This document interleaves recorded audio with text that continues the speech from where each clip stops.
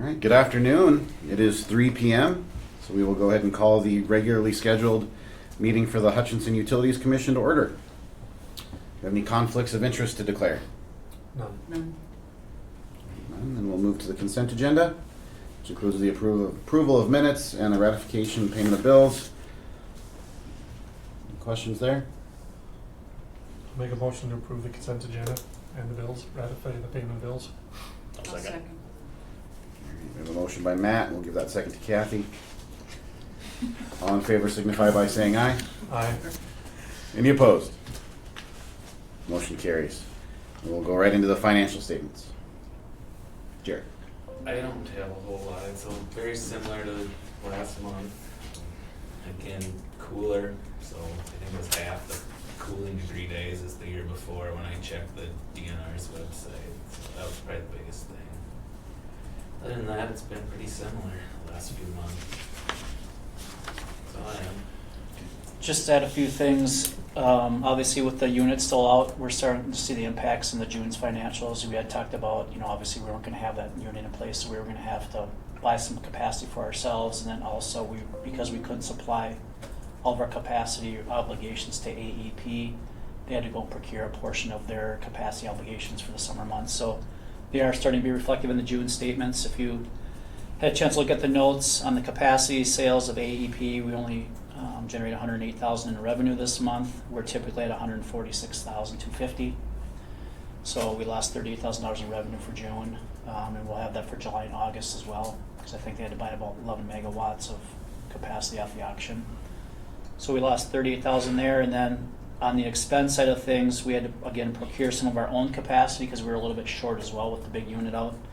So in June, we saw 2 weeks of increased resource adequacy reserve costs, which equate to around $16,000. So we're getting charged roughly $7,500, $7,800 a week for resource adequacy or capacity we have to buy. So when you net in those two, that's about $54,000 negative to the bottom line that we typically wouldn't have with Unit 1 in. So that's about half of the reduction in profits for the month. And then the other piece, as Jared mentioned, is just weather related. So you can anticipate seeing that with 2 more months, July and August, similar things. I anticipate obviously then for July's financials we'll have 4 weeks of expense in there, so we'll see probably a $32,000 expense on the capacity that we need for us, and then you'll see the $38,000 reduction in revenue for AEP because that's a full month. So just wanted to note that piece. As mentioned last month, we did have our first month of power supply costs. If you noted that in there, our cost of power for the month of June was just over $60, and it was actually $60.58 a megawatt. For a lot of you guys that have been on the board a while, our benchmark dollar value is $54 a megawatt. Anything above or below that impacts the rate stabilization fund. So obviously, because our wholesale supply costs have now ticked up for the summer months, we're going to be typically over the $54 benchmark. So we have under $400,000 in the rate stabilization fund. So any power supply costs above the $54 will be added onto the customer's bills to cover that increased cost of mostly wholesale energy for the most part. Sometimes it's increased transmission if the loads are high. So you'll start seeing that. So you can anticipate that through all the summer months on the electric side. And then really on the gas side, kind of the opposite's happening now. We're at $632,000 in the rate stabilization fund. So we're at our cap or our max of our range. So now anything moving forward where we have gas supply costs below $5.25 an MCF, we'll start giving credits back to the customers. So I would anticipate probably seeing that in July and August where we'll start seeing some credits going back to customers on the gas side because we replenished the rate stabilization fund and usually our gas costs are below the $5.25 with our contracts. So I'm anticipating seeing some credits going back here in the foreseeable future on that side. So it's just kind of the opposite on that side. Otherwise, I think as Jared mentioned, everything else was trending as expected for the most part. So, any questions on any of the financials? Again, loads are still down, so it's kind of a trend. Hopefully we'll make up a little bit in July. I've kind of been watching that, but July was fairly warm last year too, and so we may be right around what our usage was last year. I don't think we're gonna gain a lot of traction in these 2 months relative to last year, so I anticipate us being slightly probably behind. What are you, Into the third quarter. industrial's also down? They are down. Lalaman, or they've had a huge impact with what's been going on over there. They're still down on the gas side. They're less than 50% of usage still through this year. Gas is way down, electricity is way down. 3M, obviously, they've had some changes in some of their production as well, so that's had a little bit of impact. Again, the pandemic piece, as we touched on in the past, we're still seeing some residual effects of that in the small businesses. Hours of operation are still down. I mean, I don't see a lot of that trending back, so I still think we're going to see that reduction there. So we're just not really seeing a single amount of load growth unless we start getting some new customers in town or something dramatically changes from an economic standpoint where some of these large manufacturers start ramping things back up. So we are looking at some other customers and some diversity there, which I had sent you guys. So we'll kind of look at those things as well. So. Okay. Any other questions from the commission? None. I make a motion to approve the financial statement. Second. There's a motion by Kathy and a second by Matt to approve the financial statements. All in favor signify by saying aye. Aye. Any opposed? Motion carries. Next on the agenda is the open forum. I don't see any visitors with us today, so we'll move into number 5, communication. City Administrator Matt. Good afternoon, guys and gals. I don't have a whole lot. We're kind of at the end of our construction season, so we'll start seeing some of those road closure signs come up in the downtown area. I think we still have Washington and Oakland to finish up, and then we're just in the middle of preparing for preliminary budgets. Those projects have to be a little behind schedule, right? With the Yeah. rainy year that we've had. I think 3 weeks of rain delays. So. But we're plugging along. So. Okay. Thank you, Matt. Now we'll go over to the divisions. Dan? Nothing today. Dave's not with us. Mike? Just a little update on Unit 1. We got confirmation back from them on Tuesday, and we still got kind of a moving target, but it's looking like early to mid-September the unit should be on site and running. A little bit later than we were hoping, but that's kind of what we got right now.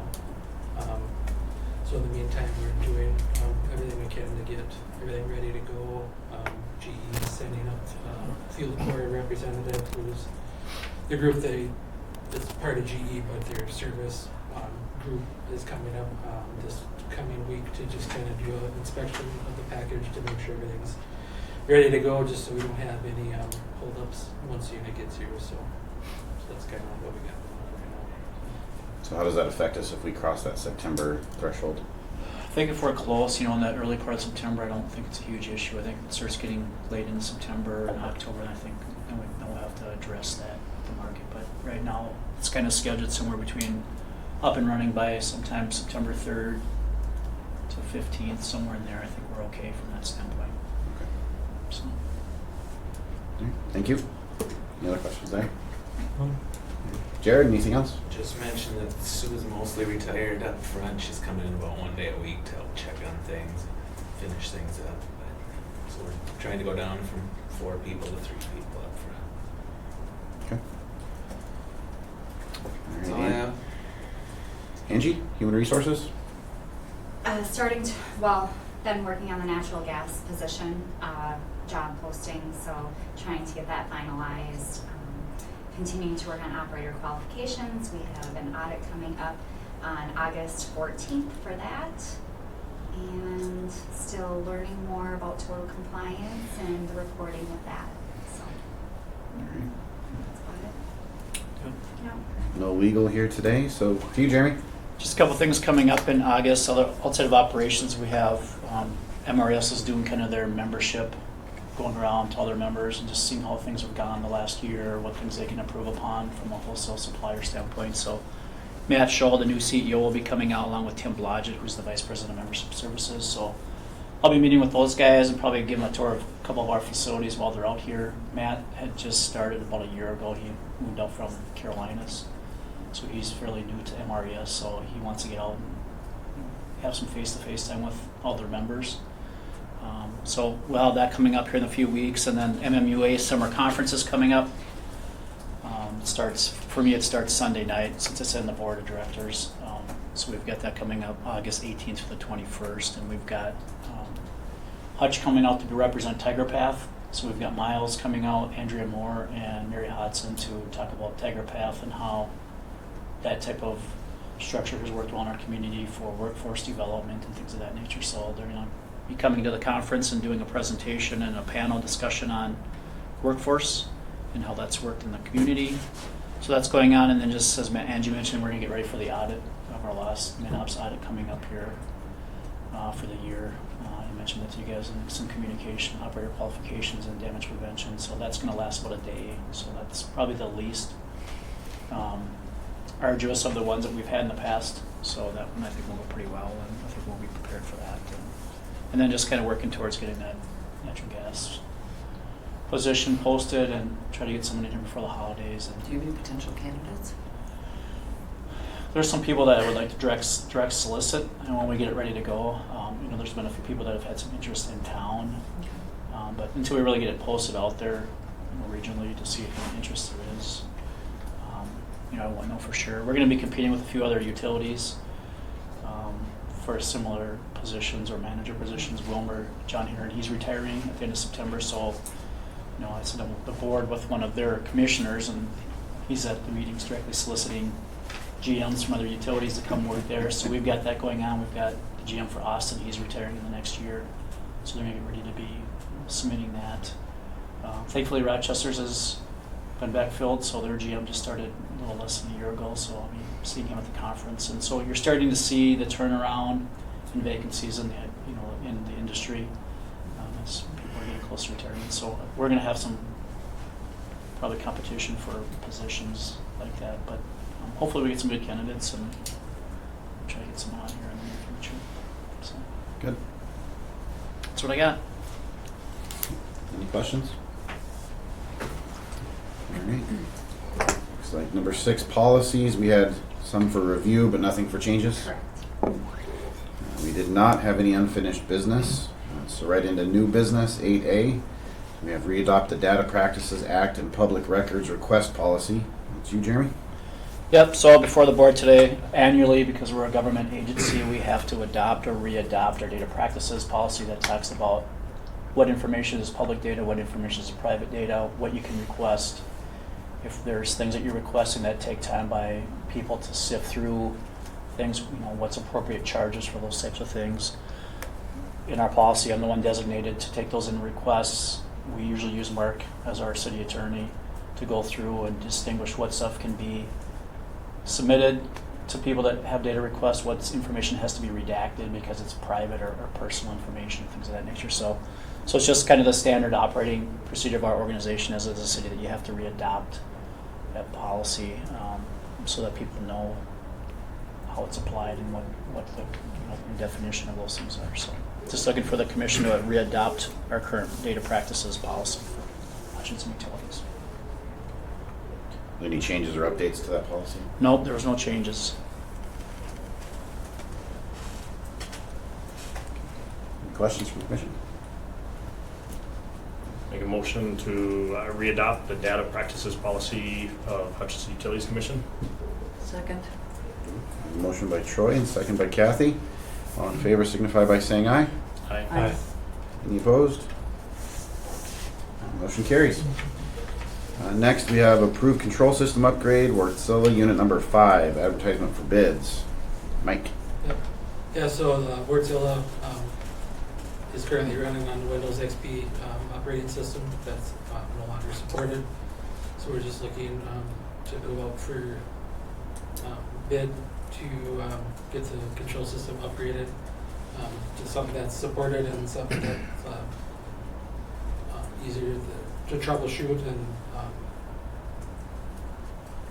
or with better troubleshooting capabilities. This is a 2024 capital project, or we budgeted it for 2024 capital project. IEM helped draft the documents and stuff, consulting group. So just looking for the board approval for advertisement for bid. And we anticipate probably a lead time of Yeah, I mean, 7 to 8 months before. because they gotta build everything out and all that stuff, so it's gonna take time. How old is unit number 5? 2012. 2012. So we've got a little over Not like that. 11 years of the operating system. Roughly 7,000 hours on the unit. I suppose there's something of a security concern if it's still running on XP also. There is, Dan, you can speak to it. You're gonna do a lot of that operating system too. It's firewalled from the internet, it's not connected to the network at all, so it's just standalone, so that helps Okay. all of our machines are like that. But, yeah, definitely it's not supported anymore, it's just, it's an old operating system. But that is usually a concern, this one we're not as worried about it, just because it is a standalone type of machine. Okay. It definitely needs to be addressed. What is the downtime on something like that to transition? I don't know if we've got any times on that, but I think it'll be relatively quick. What we've heard from one of the vendors is it's gonna go from more of a PC style system to more of a server style. So then you can just have workstations set up, which are just kind of small little terminals instead of having that one unit, or it's all controlled from that one PC. So if you lose that PC, you're in trouble. Where on a server style, it's got some failovers involved. But I don't know the changeover time for that. They can get that all set up, installed, ready to go, and then make the switch over when it's time. But I think it'd be relatively quick. Do we back up that server? So they'll be backed up, yep. Built in, automatic backups, yep.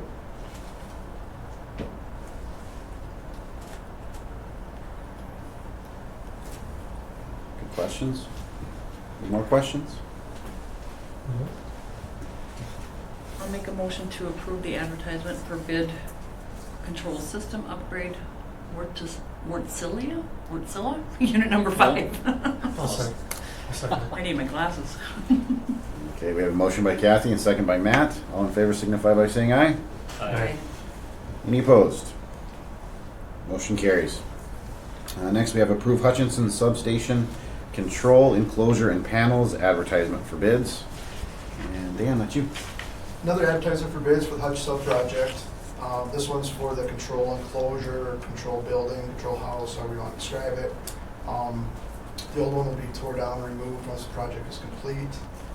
It's an old block building, not quite large enough for this new addition. So this will be for the building. Think of it's kind of a prefab type building, come in 2 halves, put down on a slab together. Most of it pre-wired as much as they can from whoever gets the bid, but that's the design style. And then all the panels inside, the control panels, the relays, those will all be pre-wired as well from whoever the vendor gets the bid. So a lot of it will be done off-site, and then they'll bring it in, drop it in, and then, like I said, wire what's left when it gets to the site. But that's what this bid package is for. There's already plans drawn up for that building then? Okay. So they get the specs and... Yep, they're ready to go. They're ready to send out as soon as we get the okay to advertise. Yep. It's about a 24 by 44 foot building. They call them enclosures, but so they have all the relays, battery system, metering, stuff like that. It's all in that building on site. Communications, SCADA, stuff like that. Makes sense. Is it going in the same spot you said? They're taking down something? It'll be shifted to the south, the Okay. southwest corner of that property. Yep, further away from where the trail is now, so it'll be back quite a ways, set back. And the old building will be dismantled.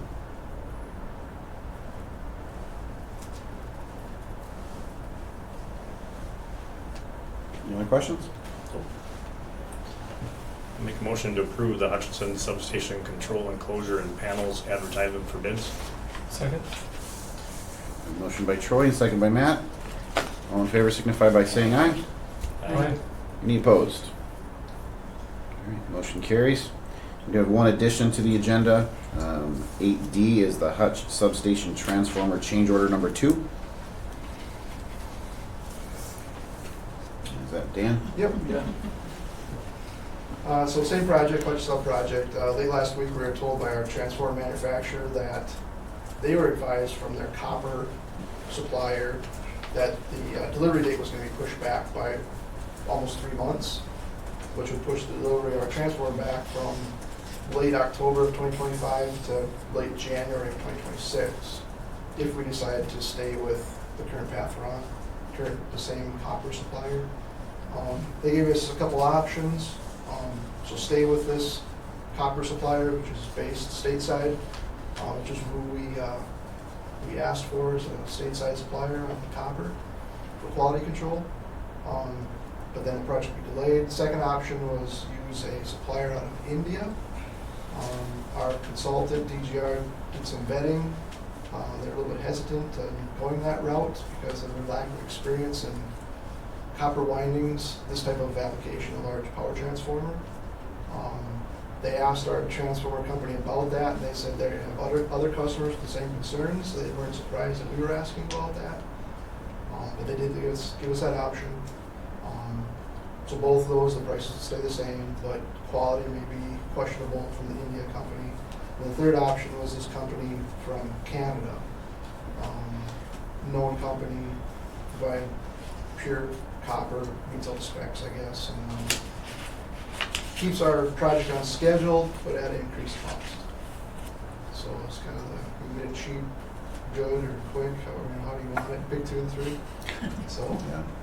we want to keep it on schedule. We were worried that if it slipped to January, late January, and then some other delay showed up, now we're looking at spring road restrictions, load restrictions in the road, and pretty soon it just starts to snowball, and that transformer gets here too late, and in case anything else comes up. So it eats into our little bit of cushion we got right now. If we can get it here next fall. So that's why we're looking to move this change order to keep us on track. So in your guys' opinion, the additional cost is worth it to keep the timeline? Yeah, and we don't want to sacrifice quality of something when you're talking about a transformer that's tied to the grid. Yeah, I So we agree don't with want equipment failure or We'll be having reimbursed issues for with it that. anyways in the end. So, Right. it's no problem So, there. yeah, and this change, to me, I mean, we don't have to change the project cost. We've got, between engineering and contingent, we have 2.9 million built into the project, so this would just kind of squeeze into the contingency dollars, so I don't think it's gonna really change the overall project cost that we've estimated right now. That's part of this cash flow model, so I think we're in a good position there. And then as I mentioned to you guys, this is all recoverable under Schedule with the transmission and MISO costs, so we'll have to upfront the cash, but we'll get that back through our rate of return and our revenue recapture.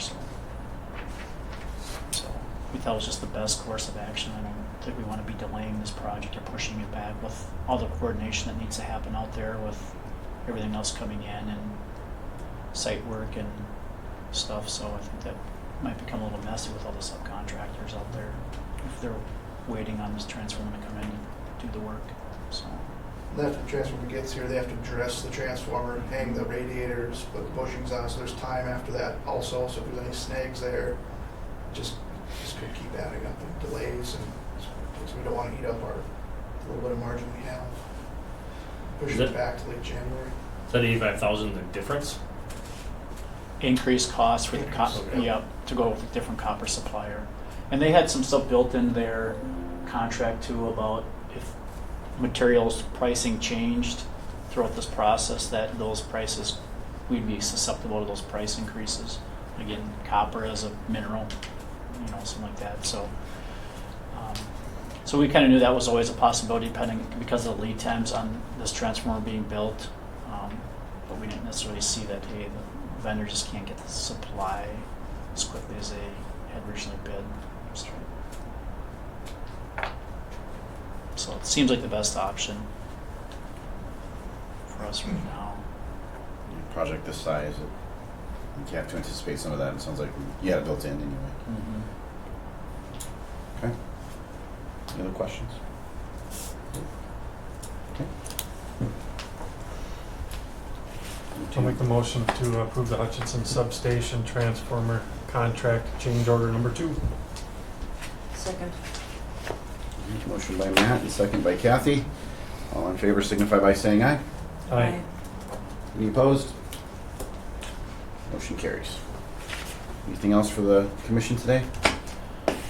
Not for me, I just sent that cash flow model out to you guys this afternoon, so if you guys have a chance to take a look at it, if you got questions or kind of want to walk through that, feel free to give me a call or stop in, but I got it updated and I'll keep it updated here quarterly as we see how things kind of go with all of our capital projects and things, so start keeping that dialed in so we can see where we need to be as we get into the fall. So. You care to make a motion to adjourn? Motion to adjourn. Second. Motion and a second. All in favor signify by saying aye. Aye. Aye. Any opposed? We are adjourned. Thank you, everyone. Thanks.